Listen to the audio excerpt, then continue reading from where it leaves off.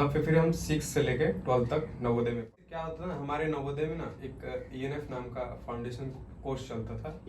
हाँ, एक संस्था था।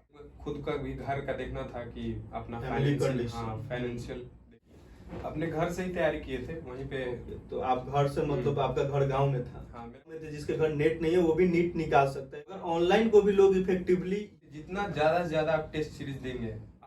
देखिए, गांव में रहकर पढ़ना बहुत सारा ये रहता है, अगर आप में डेडिकेशन है तो आप कहीं से भी नहीं कि आप बड़े बड़े बिल्डिंग वाले कोचिंग में भी जाए। ऐसा स्टूडेंट, ऐसा एस्पिरेंट जो कि गांव में रह गया, एक बहुत ही बिलो मिडिल क्लास फैमिली से बिलोंग करते थे, खेत में भी काम करते थे, ठीक है, और उसके बावजूद भी नीट निकाला। आपको कॉन्ग्रेचुलेसन फर्स्ट ऑफ ऑल। तो थैंक यू। ठीक है।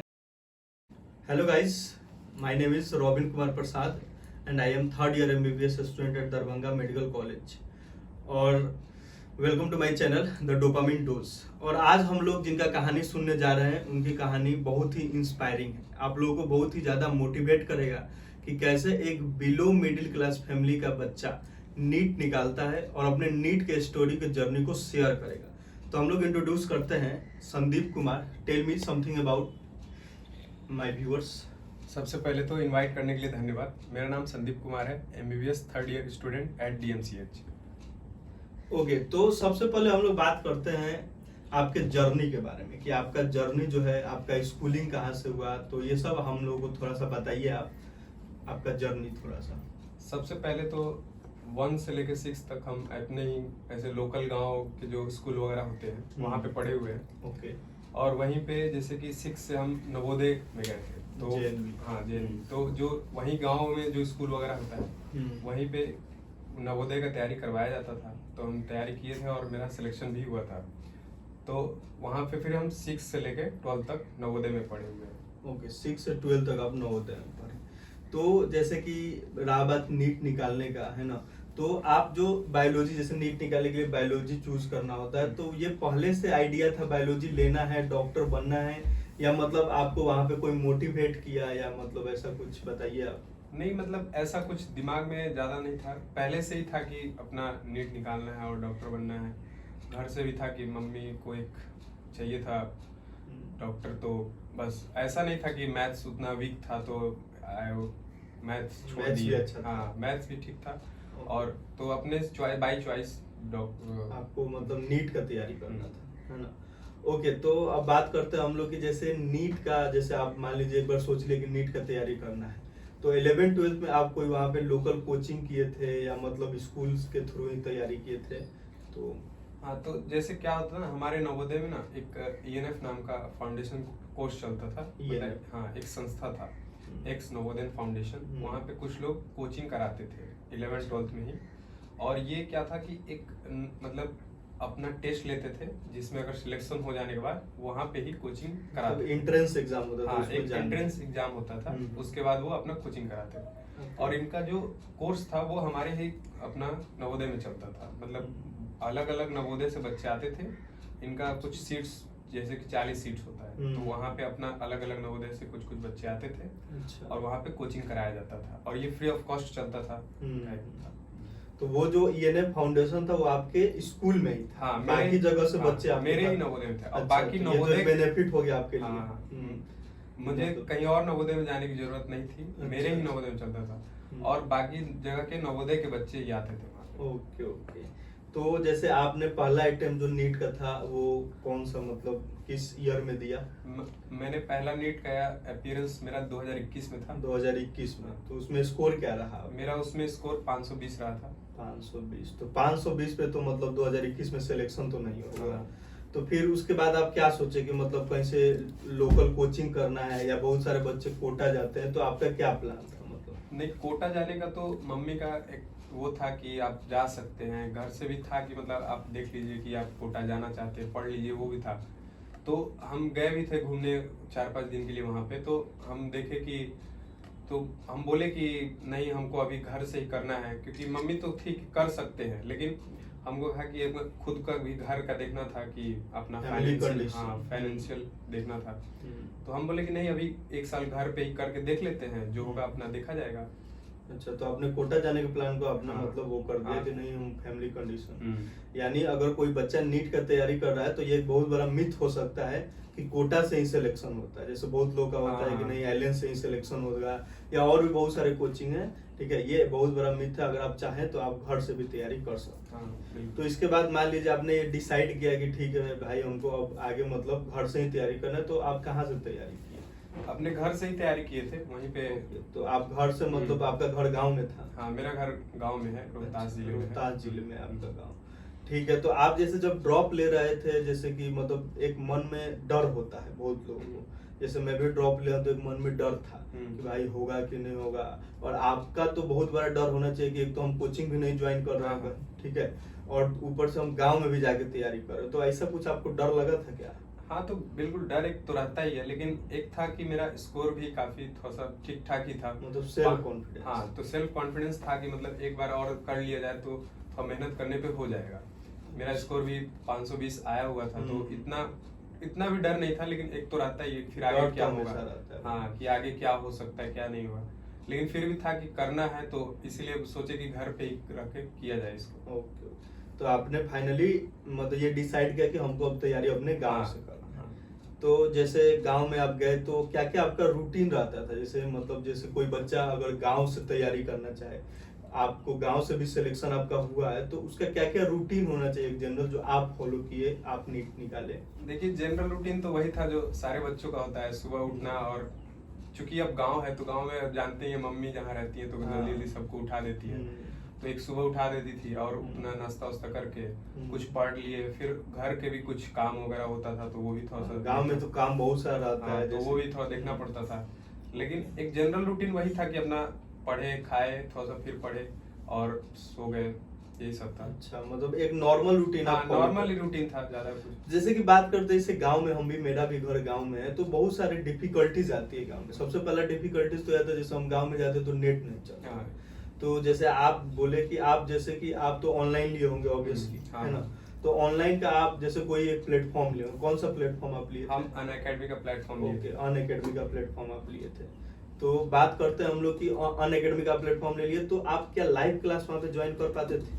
नहीं, मेरे जर्नी में सबसे बड़ा जो प्रॉब्लम रहा है वो नेट का ही रहा है। Okay okay. तो सबसे ज्यादा दिक्कत नेट में ही आता था, तो हम कभी लाइव क्लास तो नहीं ज्वाइन कर पाए थे, लेकिन वही रहता था कि जो रिकॉर्डेड लेक्चर रहता था उसका हम यूज करते थे। मतलब जैसे एक दिन लेक्चर हो गया तो हम उसको रहने देते थे, अगले दिन जब उसका रिकॉर्डेड आ जाता था तो हम उसको देख लेते थे, और जो उस दिन का रिकॉर्डेड लाइव हो गया तो वो अगले दिन फिर रिकॉर्ड। अच्छा, यानी आप कभी लाइव क्लास ज्वाइन ही नहीं कर पाए ड्यू टू नेट इशू? हाँ, नेट तो एक गांव में बहुत बड़ा इशू था मेरे लिए। ओके, क्या अभी आपके गांव में नेट चलता है? अभी भी बहुत कम ही चलता है, घर जाते अभी भी तो। अच्छा, ये बहुत ही, ये मेरे साइड भी होता हाँ। है, लेकिन जैसे जो भी बच्चा जैसे गांव में थे जिसके घर नेट नहीं है वो भी नीट निकाल सकता है, बहुत ही बड़ा मोटिवेशन आप लोग ले सकते हाँ, हैं मतलब इनसे। नेट इतना ज्यादा खराब नहीं था, लेकिन इतना था कि लाइव क्लासेस आप नहीं नहीं चल join कर सकता। सकते। तो मतलब थोड़ा recorded lecture। हाँ, रिकॉर्डेड है कि उसको डाउनलोड कर लीजिए पहले, जो थोड़ा टाइम लगेगा, तब उसको कीजिए। अब मान लीजिए उस टाइम में आप कुछ रिवाइज कर लिए, तब कर लीजिए। लाइव में क्या होता है ना, आपको थोड़ा हाई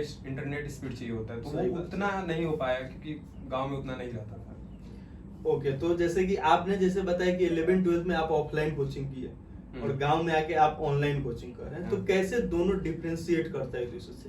क्या दोनों के फायदे हैं? क्या ऑनलाइन कोचिंग ज्यादा बेहतर है या ऑफलाइन कोचिंग ज्यादा बेहतर? तो ये आप ज्यादा अच्छे से समझा सकते हैं। देखिए, दोनों के अपने अपने फायदे और अपने अपने नुकसान हैं। बिल्कुल। सबसे पहले तो ऑफलाइन में क्या होता है कि आपको एक तो टीचर के साथ इंटरेक्शन होता है, Interaction। दूसरा चीज होता है कि ऑफलाइन में आप क्या होता है दूसरे बच्चों के साथ कंपटीशन में रहते थे। सही बात। ऑनलाइन में आप दूसरे बच्चों के साथ कंपटीशन देख सकते हैं जब आप लाइव टेस्ट दे रहे हैं, लेकिन उतना आपको पूरे क्लास में आपको नहीं कंपटीशन का पता चलता है।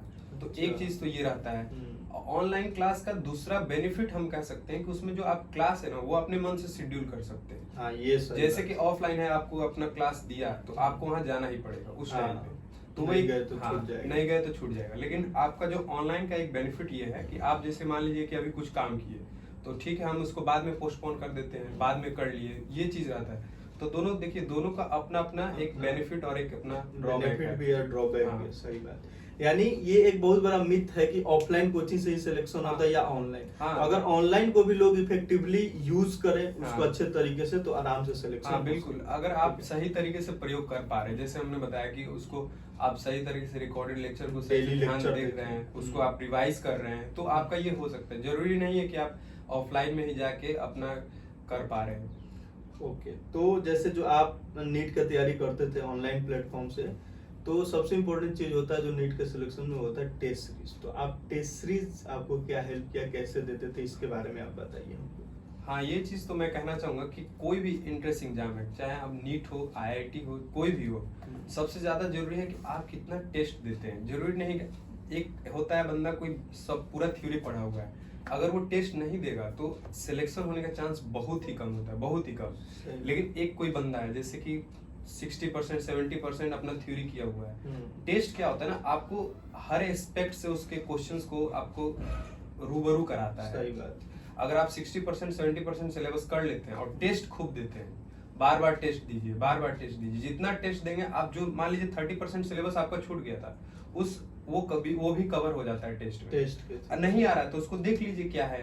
अब कुछ ही, जैसे मान लीजिए कुछ ही टॉपिक होता है कि जो हर बार पूछता है, तो ऐसा नहीं है कि आपको बार बार पढ़ना है, आप वही टॉपिक आप टेस्ट के माध्यम से कर सकते हैं। सही बात, क्योंकि वो चुनिंदा क्वेश्चन ही होता है जो बार बार उसी से पूछा जा रहा है, तो हर चीज आपको पढ़ने की जरूरत नहीं। टेस्ट सबसे ज्यादा जरूरी है, वो आपको बताएगा कि आप क्या किए हैं क्या नहीं किए। सही बात। जैसे हम लोग जहाँ पढ़ते थे वहाँ पे मेरे सर बोलते थे कि अगर तुम्हारा थ्योरी क्लियर है तो ये जरूरी नहीं कि तुमसे क्वेश्चन बनेगा। हाँ। लेकिन अगर तुम क्वेश्चन बना रहे हो उस टॉपिक का तो ये कंफर्म है कि उस टॉपिक का थ्योरी तो तुम्हारा हाँ, clear है। ये बिल्कुल। तो ये एक बहुत बड़ा बेनिफिट होता है। तो जो भी अगर नीट का तैयारी कर रहे हैं, टेस्ट सीरीज का एक बहुत बड़ा रोल। टेस्ट सीरीज आपको देना ही है, बिल्कुल। और जितना टेस्ट सीरीज, जितना ज्यादा से ज्यादा आप टेस्ट सीरीज देंगे, आपके उसमें क्रैक करने का चांस आपका बढ़ जाता है, कॉन्फिडेंस भी बूस्ट होता है, Confidence भी boost मार्क्स होता है, हाँ। बढ़ते हैं।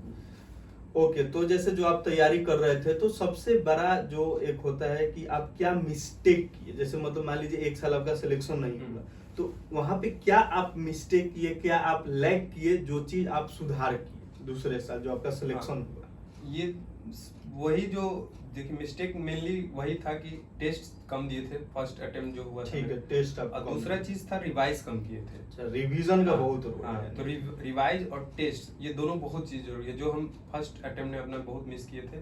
ओके, यानी जो भी बच्चा नीट का तैयारी कर रहा है उसको हम बोल सकते हैं कि भाई रिवीजन मैक्सिमम टाइम करो और टेस्ट ज्यादा है ज्यादा दो, ताकि मतलब तुम्हारा सिलेक्शन के चांसेस बहुत ज्यादा बढ़ सकते हैं।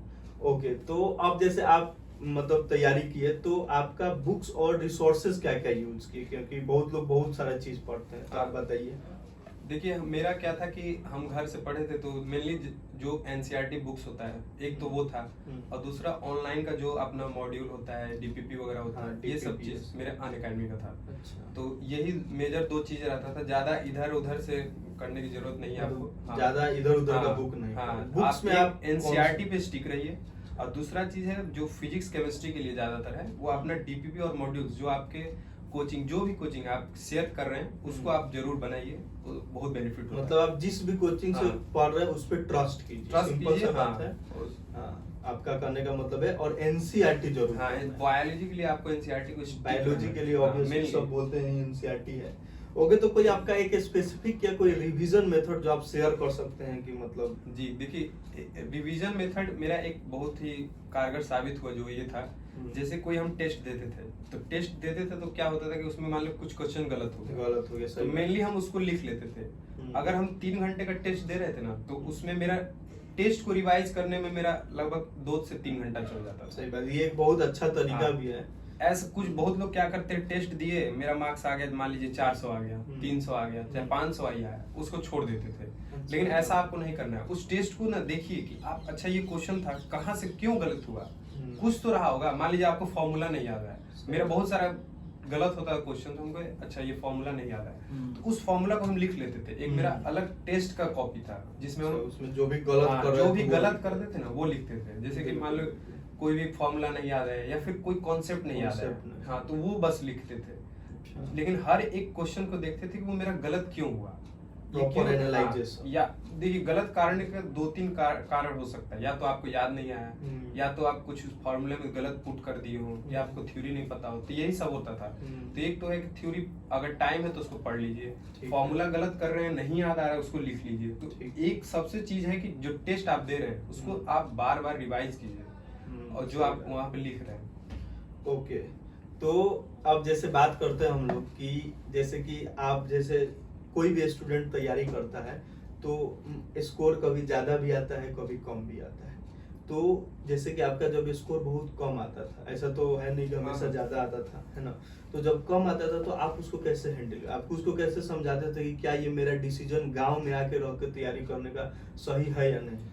सबसे बड़ा जरूरी होता है कि आपका स्कोर अगर कम आए तो सबसे पहले तो आपको डिमोटिवेट नहीं होना है। तो सबसे पहले तो आपको देखना है कि हम गलती क्या कर रहे हैं। या तो आप पढ़े नहीं होंगे, वही चीज है कि बार आपको याद नहीं होगा। तो सबसे पहले तो उस थ्योरी को कवर कीजिए, अगर समय है तो। अगर समय है तो आप उस थ्योरी को कीजिए कि जो आपका गलत हो रहा है, जो आपको फॉर्मूला नहीं याद आ रहा है, वो सब देखिए। आपका स्कोर जो है अल्टीमेटली वहां पे बढ़ जाएगा। ऐसा, हाँ, बार बार टेस्ट तो देना ही है, लेकिन ऐसा भी नहीं कि एकदम नहीं पढ़े हैं। हम क्या बताए थे आपको, 60 to 70% एटलीस्ट आपका सिलेबस होना चाहिए। ऐसा तो नहीं कह दिए कि टेस्ट खूब देना है, पढ़े नहीं, बस टेस्ट पे टेस्ट दिए जा रहे हैं, नंबर नहीं आ रहे। गलत चीज है। तो ऐसा नहीं है, आपको कुछ मैक्सिमम आपको थ्योरी करना है, उसके बाद बहुत सारा टेस्ट देना है।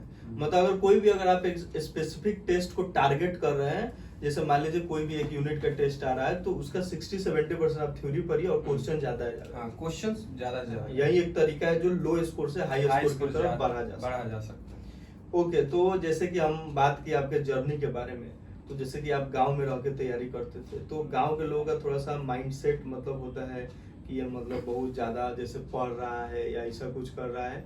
तो ऐसा कि आप लोग के गांव के लोगों को माइंडसेट था, या आप उन लोगों को कैसे हैंडल करते थे, या फैमिली प्रेशर को कैसे हैंडल करते थे? देखिए, गांव में रहकर पढ़ना बहुत सारा ये रहता है कि नहीं होगा या फिर नहीं कर पाएगा, हाँ, ऐसे कुछ रहता है। तो गांव के लोगों का भी रहता है, फैमिली मेंबर्स का तो हो सकता है मेनली आपके सपोर्ट में हो, लेकिन बहुत सारे जो रिलेटिव्स होते हैं उनका रहता है कि नहीं हो पाएगा, कहीं भेज देना चाहिए था, ये चीज रहता था।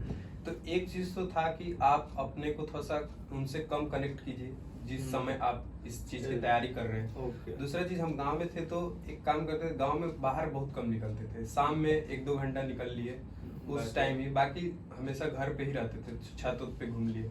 तो एक चीज है कि आप उनसे कनेक्ट कम कीजिए अगर आप करना चाहते हैं तो, नहीं तो आप सबसे ज्यादा जरूरी है कि उनसे कनेक्ट कम कर पाएंगे तो ये चीज अच्छा रहेगा उनके माइंड्स के लिए।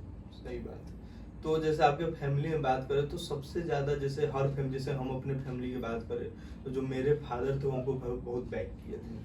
तो जैसे आपके फैमिली में कोई ऐसा इंसान, जैसे वैसे तो सब कोई, जैसे हर किसी के माता पिता जो होते हैं चाहते हैं, तो आपके फैमिली में सबसे ज्यादा कौन था जिसको लगता था कि हाँ भाई इसको बैक करना चाहिए? मेरे फैमिली में सबसे ज्यादा मेरे जो सपोर्टर रही हैं वो मेरी मम्मी रही है, और जो एक मेरे बैक सपोर्टर कह सकते हैं, जो नहीं होता है कि जो पर्दे पे नहीं आ पाते, कुछ लोग बैक से सपोर्ट करते हैं, वो मेरे दादाजी है जो मुझे बहुत सपोर्ट किए हैं, और मेरी मम्मी तो ऑब्वियसली हमेशा सपोर्ट की है। यानी आपके दादाजी बहुत ज्यादा सपोर्ट किए हैं? दादाजी मेरे बहुत ज्यादा।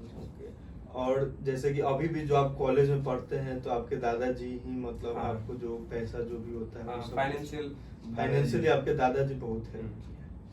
ओके, तो अब जैसे बात करते हैं कि जैसे आपका जो स्लीप साइकिल क्या रहता था, आप एक्सरसाइज मेडिटेशन का भी रोल होता है सिलेक्शन में, तो आप बताइए कि आपका स्लीप साइकिल क्या रहता था? स्लीप साइकिल ऐसा नहीं है कि आप तैयारी कर रहे हैं तो सोना ही नहीं है, चाहे ये बहुत कम सो रहे हैं, आप प्रॉपर एक स्लीप लीजिए, प्रॉपर, हाँ, 6 आवर 7 आवर जितना हो सकता है आप स्लीप लीजिए, विदाउट कॉम्प्रोमाइज की स्टडी को।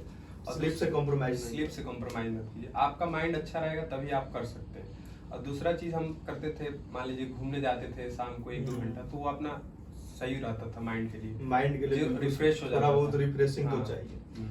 ओके, तो जैसे मान लीजिए आप पूरा साल तैयारी किए, ठीक है, आप अपना अनअकैडमी जो भी आप प्लेटफॉर्म लिए थे उससे तैयारी किए, आपने पूरा साल हसल किया, तो अब वो दिन आया नीट 2022 में जो आपका सिलेक्शन, ठीक है, तो वो दिन, एक दिन पहले आपको क्या लग रहा था कि भाई क्या ये मेरा डिसीजन सही था, या मतलब क्या था उसके बारे में आप कुछ? हाँ, वो फीलिंग, वो मोमेंट आप शेयर कर सकते हैं? देखिए नीट के एक दिन पहले ज्यादा क्या हुआ ना, हम सोचे नहीं थे, मतलब कुछ ज्यादा सोच ही नहीं रहे थे। बस ये था कि जो हम किए हैं उसका रिजल्ट अपने आप आएगा, जितना हम पढ़े हैं नहीं पढ़े, जो भी गलती होगा वो अपना हो जाएगा। इसलिए हम ज्यादा उसके बारे में सोच ही नहीं रहे थे। अपना एक दिन पहले हम सब पढ़ाई उतना रिवीजन कर लिए थे, उसके पहले ही उस दिन पूरा फ्रेश माइंड था। खुद पे विश्वास था हाँ, कि भाई अगर हम मेहनत किए हैं हाँ तो वो दिखेगा, मेहनत रिजल्ट रंग में आएगा। दिखेगा। आप अगर किए हैं तो रिजल्ट में दिखेगा। तो एक दिन पहले बस अपना कुछ पढ़े उड़े नहीं थे, अपना बस रिलैक्स जब भी पूरा साल पढ़े हैं हाँ। तो थोड़ा सा रिलैक्स होना भी बनता है। हाँ। ओके, तो जब आप नीट जितना उसके बारे में सोचेंगे ना, आप उतना पैनिक कर सही जाएंगे। आप बात। वहां पे जाके गलती करने का चांस आपका बढ़ जाएगा। अगर बहुत सारे ऐसे स्टूडेंट साल भर पैनिक कर जाते हाँ हैं। साल भर अगर आप पढ़े हैं तो आपको एक दिन में आप ज्यादा कुछ नहीं कर पाइएगा। एक दिन में आप कितना ही पढ़ सकते हैं। तो बिल्कुल। उस दिन आप रिलैक्स रहिए, चिल कीजिए। आपका जो एक साल का मेहनत है वो अपना रिजल्ट में दिखेगा। सही बात, और दिखा भी है ना। तो जैसे आप जो एग्जाम दे के निकले है ना, तो क्या फीलिंग था आपके अंदर की, कैसा एग्जाम लगा? के बाद तो फीलिंग था कि मतलब जैसे कि लग रहा था कि क्वेश्चन सही हुआ है, लेकिन जैसे जैसे कॉल हुआ दोस्तों को तो पता चल रहा था कि ये क्वेश्चन अच्छा, गलत हो गया, ये गलत हो गया। तो वो थोड़ा रहता सा है, डर भी लग रहा हाँ था। डर लग रहा था, लेकिन ठीक था क्योंकि मैक्सिमम क्वेश्चन सही था। सही था, लेकिन जैसे जैसे कॉल आ रहा था पता चलते जा रहा था कि ये भी गलत हुआ, अच्छा ये भी गलत हुआ। बिल्कुल। ठीक।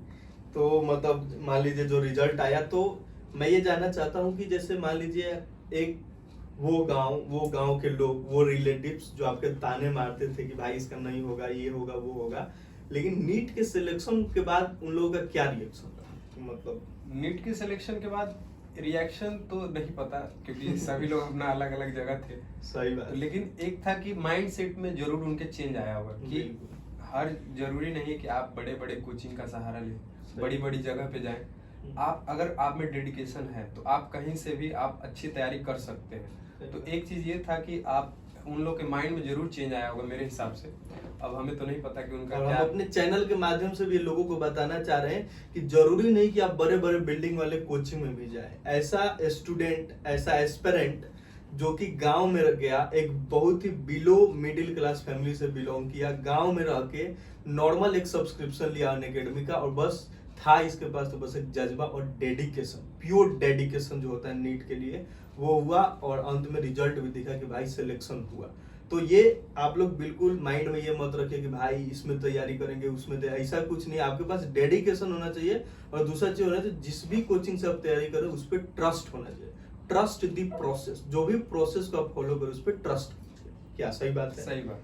ठीक है। तो उसके बाद जैसे कि आप जो कॉलेज में आए, हम्म। ठीक है, मान लीजिए काउंसलिंग होता है, कॉलेज में आए, तो सबसे एक्साइटिंग चीज क्या लगा आपको? आपको सबसे पहले कॉलेज कौन सा, फर्स्ट राउंड में आपको कौन सा कॉलेज अलॉट हुआ था? फर्स्ट राउंड में हमको अलॉट हुआ था मुजफ्फरपुर का। Muzaffarpur, SKMCH SKMCH। Muzaffarpur. Okay, तो फिर आपने उसको अपग्रेडेशन में डाल हाँ। दिया था, और फाइनली आपको कौन सा कॉलेज मिला? फिर हमको Darbhanga DMC medical Darbhanga college. Medical. Okay, तो आप यहाँ पे आए तो मतलब क्या आपको क्या एक्साइटिंग लगा कि भाई मतलब जो चीज ड्रीम कर रहे थे वो? हाँ एक्साइटिंग तो यही था कि मतलब एक तो मेरा ड्रीम पूरा हुआ कि Dreams डॉक्टर- comes true। हाँ ड्रीम्स कम्स ट्रू।